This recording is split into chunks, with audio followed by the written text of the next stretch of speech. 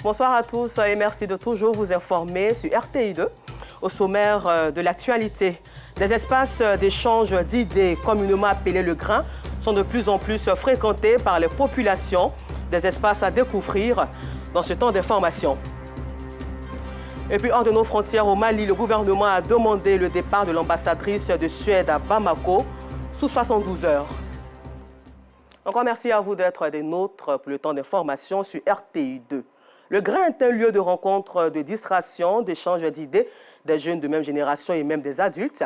Ils se réunissent autour des tasses d'été pour débattre des sujets qui permettent de raffermir les liens fraternels et de partage. À cet effet, donc, Aïcha Guiri a fait incursion dans un grain dans la commune d'Abobo et son constat est commenté ici par Assit Andiara. Se réunir et prendre un thé entre amis a toujours été un bon moment pour se récréer et discuter de tout et de rien. Ces lieux sont communément appelés grains. Au quartier Marley, dans la commune d'Abobo, jeunes et adultes se réunissent autour d'un bon thé. L'idée, renforcer les liens fraternels et vivre ensemble. Lorsque nous quittons nos différents boulots et qu'on a un peu de temps, on vient, on se réunit en groupe, voilà, entre camarades, entre amis, entre frères. Voilà, donc c'est ce qui vraiment renforce la cohésion entre nous, et la camaraderie, la fraternité, tout ça. Donc raison pour laquelle nous sommes là. Lorsque nous sommes en groupe ici, on se partage les expériences. Et, voilà, on prend des leçons. Voilà, vraiment c'est intéressant. L'été, ce n'est pas fait au hasard, maintenant c'est comme une culture pour nous. Souvent tu sors, tu es confronté à des différents problèmes dehors. Quand tu viens, tu expliques ça, tu exposes. Voilà, il y a des idées que tu n'as pas, il y a un ami qui peut te donner, un grand frère, un petit frère, et tout le monde. Abdul Karim Traoré fréquente les grains de son quartier pour savourer le thé qui est, selon lui, bon pour la santé. Le thé, c'est bon pour la santé. Bon, souvent, quand tu bois le thé aussi, on dit c'est bon pour les yeux. Bon, le thé aussi, c'est que moi j'ai remarqué, quand tu bois le thé aussi, bon, là, quand tu bois le thé, tu ne vieillis pas. Très bon, parce que nous, on ne fume pas, on ne boit pas, on ne fait rien. Donc, c'est le seul truc que l'on prend. Contrairement à Abdul Karim, Adamon, lui, ne consomme pas le thé, mais fréquente les grains pour assister aux différents débats entre amis et s'échanger les idées. Ici, je passe régulièrement mon temps et je viens tenir compagnie à mes amis qui font du thé. Voilà, parce que c'est un lieu de rencontre où on se rencontre entre amis et puis on bavarde, on discute de tout et de rien. Voilà, pour passer le temps. Je ne consomme pas de thé. Très généralement, à cause du sucre, on met dedans la quantité de sucre. Voilà, parce qu'il y a d'autres qui n'arrivent, ils mettent assez de sucre, alors que ça provoque un peu l'histoire du diabète et autres. À la longue, voilà pourquoi moi j'évite le thé. Souvent, ça donne insomnie. Passer du temps entre frères ou entre amis autour des tasses de thé, une cure de jouvence pour ces personnes qui ne les troqueront contre rien d'autre. Et toujours en société, les perruques naturelles ou synthétiques sont dans le quotidien des femmes. Qu'en est-il de la différence entre ces deux accessoires naturels ou synthétiques? Notre équipe de reportage conduite par Laurence Kakra s'est rendue au marché d'Adjamé pour interroger les femmes sur le choix de perruques dont les tendances diffèrent d'une femme à une autre. Aujourd'hui, difficile de voir une femme sans perruque. Cet accessoire de beauté fait désormais partie du quotidien de ces femmes. Les naturels sont pas... C'est les bonnes mèches et puis c'est pas comme les caoutchoucs. Quand tu portes, tu te sens à l'aise et puis ça dure très bien. Ça peut faire les 10 ans avec toi. Entre les caoutchoucs là, un an déjà, c'est déjà gâté. Donc on préfère les naturels. Je préfère la perruque naturelle parce que c'est durable et puis il peut contenir pendant 1 an, 2 ans. Voilà, donc je le préfère. De toutes couleurs et de tout type, ces perruques donnent fière allure à ces dames. Il y a plusieurs, il y a pods, il y a change. Parce que c'est la bonne qualité, c'est tout simplement. Dans ces magasins, les perruques naturelles sont les plus demandées. Ce qu'on vend beaucoup, même c'est naturel. Donc, si les femmes viennent, d'autres demandent vietnamienne, naturelle, d'autres demandent sémi. Donc les sémis, là, ça ne vient pas avec frontal, ça ne vient pas avec le yeux. Donc, ce qui vient avec frontal, avec le yeux, c'est naturel avec vietnamienne. Donc beaucoup de clients, beaucoup de femmes même, c'est naturel eux. Les naturels sont de très bonne qualité par rapport aux autres, par rapport aux sémis. Bon, la durabilité des naturels, il y a une longue durée quoi. tandis que les synthétiques, à la rigueur, 2 à 3 semaines comme ça. À côté des perruques naturelles, très privées, les perruques synthétiques aussi attirent par leur prix. Moi, en tout cas, j'aime les synthétiques parce que pour peigner, c'est facile et puis ça ne durcit pas vite. J'aime bien. Et puis, c'est moins cher. Tout le monde peut avoir facilement. Même si tu n'as pas beaucoup d'argent, tu peux avoir ça facilement. Te rendre belle aussi. Les perruques naturelles ou synthétiques ont de bons jours devant elles, tant qu'il y a des femmes qui en raffolent. Les vacances scolaires destinées au repos des élèves et le corps enseignant, après 9 mois d'études, sont pour certains élèves l'occasion d'exercer de petits métiers ou activités communément appelées jobs de vacances. Ces activités permettent donc à ces apprenants de mieux préparer la rentrée scolaire. Georgette Ido Fofana est allée à leur rencontre et vous verrez cette rencontre dans nos prochaines éditions. La mairie d'Abobo a invité les ferrailleurs et mécaniciens à regagner le site définitif d'Abobo-Ndotré suite à une mise en demeure qui leur a été adressée il y a une semaine. L'objectif de cette opération était d'aménager le site afin de permettre aux habitants d'avoir un cadre de vie agréable à Sitandera. La présence des ferrailleurs continue de perturber la quiétude des riverains au quartier Banco dans la commune d'Abobo. Souleymane Diallo, un habitant de ces quartiers qui abrite le site de l'ancienne casse d'Abobo, n'en peut plus. Ça ne nous sert plus parce qu'il n'y a plus d'accès à l'hôpital. Tout l'entourage de l'hôpital est rempli de garages à ciel ouvert. On a une école qui fonctionne malgré elle-même parce que les élèves sont en classe avec les bruits de moteur, les bruits de marteau et vraiment il y a beaucoup de choses à dire. Pour offrir un cadre de vie agréable aux habitants du quartier de l'ancienne casse d'Abobo, l'autorité municipale a invité les artisans à regagner le site définitif d'Abobo-Ndotré après leur avoir remis une mise en demeure. La casse doit être délocalisée à Ndotré parce que le site actuel de la casse n'est plus approprié.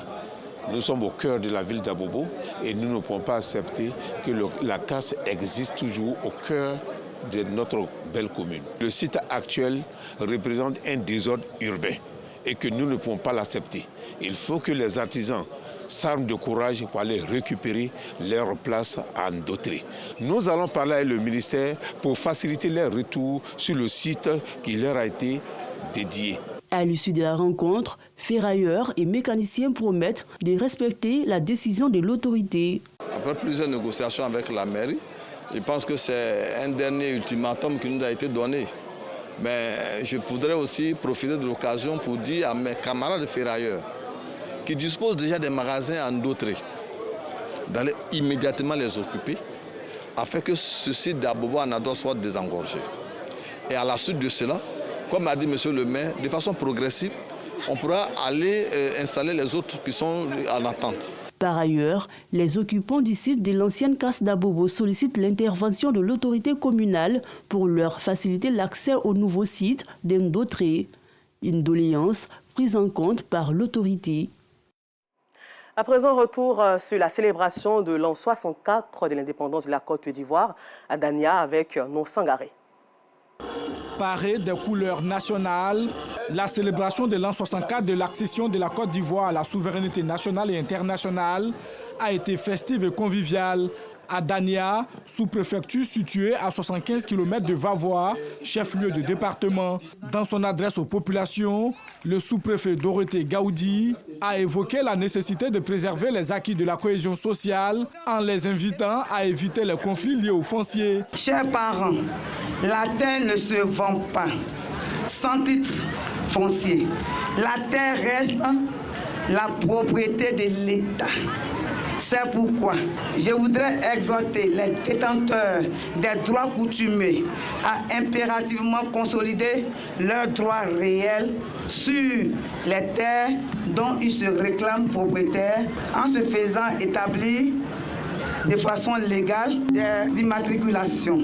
Par ailleurs, je voudrais une fois de plus inviter la jeunesse au respect des institutions républicaines et avoir des attitudes en pointe de civisme. Défilé des différentes couches socio-professionnelles, compétitions sportives et remise des diplômes de reconnaissance, des temps forts qui ont meublé cette célébration de l'an 64 de la Côte d'Ivoire à Dania.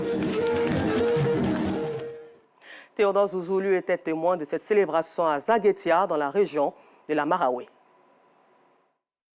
Iribafla est un village de la sous-préfecture de Zagueta dans le département de Bonon. C'est une localité de grande production agricole. Cependant, ce village connaît de nombreuses difficultés. Les paysans ont des problèmes d'évacuation de leurs produits. Vous voyez, ce n'est pas toutes les routes qui sont vraiment praticables. Il y a aussi le problème d'eau potable. Ce n'est pas tous les villages qui bénéficient de l'eau potable. En dépit de tous ces problèmes liés aux infrastructures, Iribafla est le lieu choisi pour les festivités du 64e anniversaire de l'accession à l'indépendance de la Côte d'Ivoire. On a eu beaucoup d'acquis. C'est vrai que nous n'avons pas fini, nous n'avons pas atteint le développement que nous souhaitons, mais beaucoup a été fait. Donc, comme je dis, satisfaction et joie. Ce 7 août est jour de célébration. Lauricienne Mel, sous-préfet de Zagueta, passe en revue les troupes, salue les couleurs et exhorte ses administrés au travail à l'entente. Elle les invite aussi à poser des actes au profit de la cohésion sociale pour le développement de Zagueta. Défilés militaires et civils, distinction des meilleurs talents de la localité et des danses au cœur de la célébration.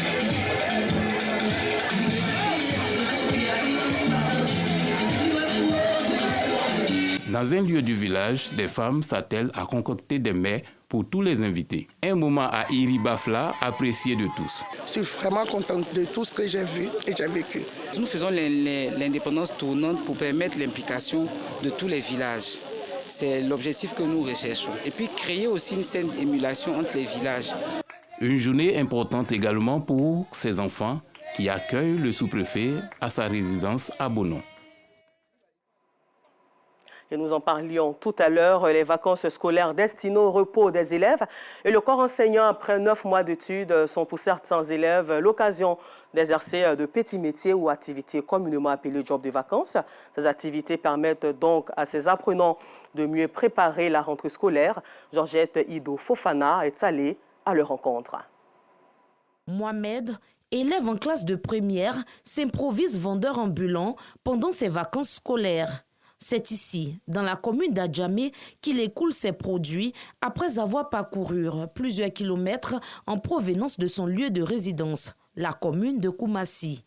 Avec son gain, Mohamed entend préparer la rentrée scolaire prochaine. Il fait ce job de vacances pour avoir un peu d'argent, pour qu'à la rentrée, mes parents puissent compléter pour payer ma scolarité et mes fournitures. Mohamed se faufile entre les voitures en espérant séduire les automobilistes. J'ai payé 50, mais dans 2 temps, ça va tout donner. Puisque avant-hier, c'était l'indépendance. Donc, on n'a pas travaillé. Les vacances scolaires, censées être des moments de repos pour les élèves, sont pour certains l'occasion d'exercer des activités génératrices de revenus. Quand je fais mes jobs de vacances, c'est pour m'occuper de moi-même avec mes affaires, mes cahiers, mes kits scolaires. Là, je ne peux pas embrouiller tous mes parents. Je passe en classe de 4e. Je suis pas seule dans la famille. Il y a mes frères et mes soeurs. Je viens vendre pour aider ma maman. Si j'avais les moyens, je voulais aller au cours de vacances. Comme je n'ai pas les moyens, je viens vendre. Ici, au marché forum d'Adjamé, jeunes filles et jeunes garçons sont tous à la tâche. Cet élève en classe de 4e, venu de Boisflé pour passer les vacances auprès de sa mère, lui apporte son aide chaque matin dans ce marché. Les matins, on vient ensemble et elle me donne quelque chose pour vendre. Je me promène quand le soir. C'est gombo seulement nous vend. Souvent, elle prend un filet ou bien elle prend 2 filets. Nous 2. Si ça ne marche pas là, on reste en 6 000 ou bien 5 500. Et le jour ça marche là, on gagne moins de 11 000. Les jobs de vacances, loin de priver les enfants de leurs droits, leur permettent d'apprendre de la vie et apporter un appui à leurs parents en vue de mieux préparer la rentrée des classes. C'est pas mauvais qu'un enfant, en tant qu'élève, tu peux aider. Moi-même, mon propre enfant, s'il veut m'aider. Si je n'ai pas les moyens que l'enfant veut m'aider, elle veut se débrouiller pour chercher les petits jobs de vacances là. Si c'est pas voler en tout cas, si c'est pas chercher garçon, mais travailler un peu pour se débrouiller, c'est une bonne chose. C'est pas de l'exploitation.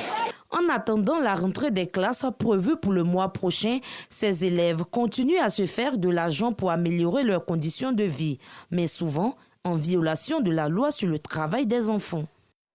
Nous vous le disions en titre, hors de nos frontières, le gouvernement malien a demandé le départ de l'ambassadrice de Suède de Bamako sous 72 heures. Aux États-Unis d'Amérique, cela fait maintenant 6 jours que la tempête tropicale Debby poursuit sa trajectoire le long de la côte est-américaine. Au moins 6 personnes ont été tuées depuis le début de la semaine. Retour en Afrique, précisément en Côte d'Ivoire, ici, pour parler de réchauffement, lutte contre le réchauffement climatique. À cet effet, je suis en compagnie de Kaboré Karim, cycliste touriste qui fait le tour du monde entier à vélo. Et avec lui, on parle de lutte contre la pollution de l'environnement, la paix et la cohésion sociale. Bonsoir, M. Kaboré. Oui, bonsoir, madame. Merci encore d'être sur notre plateau. Merci beaucoup. Alors, vous avez fait 46 pays à vélo. Pourquoi le vélo et pas la voiture ni l'avion? Bon, j'ai choisi le vélo parce que le vélo, c'est un moyen très simple. Et puis, ni pollution. Et puis, ça donne aussi la santé. Et c'est en même temps un sport. C'est pour cela que j'ai choisi le vélo pour parcourir tout le monde entier. Et c'est un message aussi, c'est votre manière à vous de mener la lutte contre la pollution. Oui, oui, contre la pollution de l'environnement et la paix et la solidarité pour toute l'Afrique. Alors, comment ça se passe? Comment se passe cette sensibilisation? Chaque pays, quand je traverse, chaque village, j'essaie de réunir toute la jeunesse pour leur parler de paix et la sensibilisation contre la pollution de l'environnement. Vivre ensemble et la cohésion sociale, et puis travailler ensemble, manger ensemble, et chacun a qu'à essayer de pardonner quand il y a un problème, si tu as un problème avec quelqu'un. Et vous voyez que ces jeunes écoutent bien vos messages. Oui, ils écoutent, ils aiment ça. Tout le monde aime ce que je dis.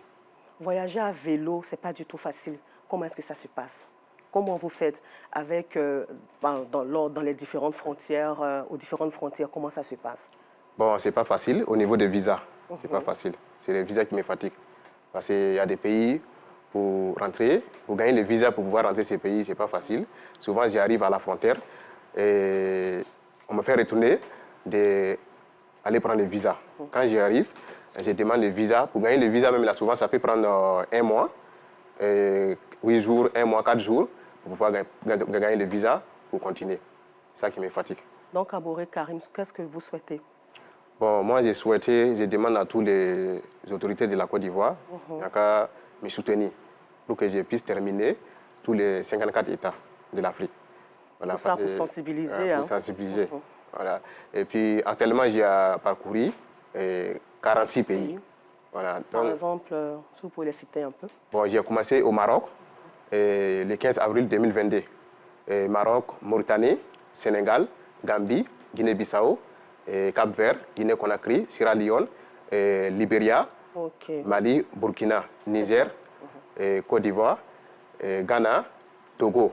Là, vous avez parlé aussi de l'Égypte, vous devez partir bientôt. Ah oui, oui. Comment se passe la préparation pour aller sur l'Égypte à vélo surtout? Bon, c'est à cause des visas, je suis retourné en Côte d'Ivoire parce qu'on m'a dit qu'il faut que je retourne en Côte d'Ivoire pour venir prendre les visas. Parce que je n'ai pas résident. Je n'ai pas la carte de résident pour pouvoir prendre les visas à partir de là où j'étais. Donc, je suis venu pour prendre les visas et j'ai profité pour renouveler mon passeport. Donc, Kaboré Karim, on va retourner sur le sujet clé, qui est la lutte contre le réchauffement climatique. Oui. Donc, parlez-nous un peu. Bon, au niveau des réchauffements climatiques, pourquoi c'est important pour vous? Bon, c'est important parce que vous pouvez toucher d'autres sujets. Donc, vous avez touché la lutte contre le réchauffement climatique, sensibiliser les gens. Pourquoi? Parce que maintenant, moi, j'ai vu que le climat a changé. Effectivement. Il y a trop de salaire, il y a manque d'eau. C'est pour cela, moi, j'ai décidé de parcourir toute l'Afrique pour sensibiliser la population contre ça. Au niveau des feux de brousse, inviter, couper des bois, essayer de protéger nos animaux, éviter de jeter les ordures dans les rivières, la mer. Voilà, c'est tout ça. OK. Donc, on retient que Karim Kaboré lutte contre le réchauffement climatique, sensibilise contre le changement climatique. Voilà. Donc, comment dirais-je, pour la prochaine mission, qu'est-ce que vous devez faire? Bon, après ici, je dois continuer en Égypte, direct. Après l'Égypte? Après l'Égypte, Libye, Tunisie, Algérie. Parce que là, vous avez parlé aussi de parcourir l'Europe. Est-ce que ça sera possible? Bon, ça sera possible. Parce que si tu peux... Bon, comme j'ai eu la chance pour pouvoir visiter toute l'Afrique, je pense que l'Europe aussi, je peux le faire. Vous pouvez le faire. Oui. Alors, on va terminer en vous demandant un dernier mot sur la paix et la cohésion sociale. Vous êtes en Côte d'Ivoire, vous êtes censé savoir que l'année prochaine, les élections, donc votre mot sur la paix et la cohésion sociale en Côte d'Ivoire. Tout ce que je demande à toutes les populations ivoiriennes et la jeunesse, ils n'ont qu'à essayer de pardonner. S'entendre, oui. Ils n'ont qu'à s'attendre et vivre ensemble. Merci beaucoup, M. Kabo. C'est très important. Merci. C'est très important. Éviter les problèmes. Merci encore à vous d'être passé sur notre plateau. Nous étions en compagnie de Kaboré Karim, cycliste touriste qui fait le tour du monde entier à vélo et qui c'est sa manière à lui de lutter contre la pollution de l'environnement, le réchauffement climatique et aussi il parle de paix et de cohésion sociale. Encore merci à vous de nous avoir suivis. Bonne suite de programme sur RTI 2 et que Dieu protège la Côte d'Ivoire.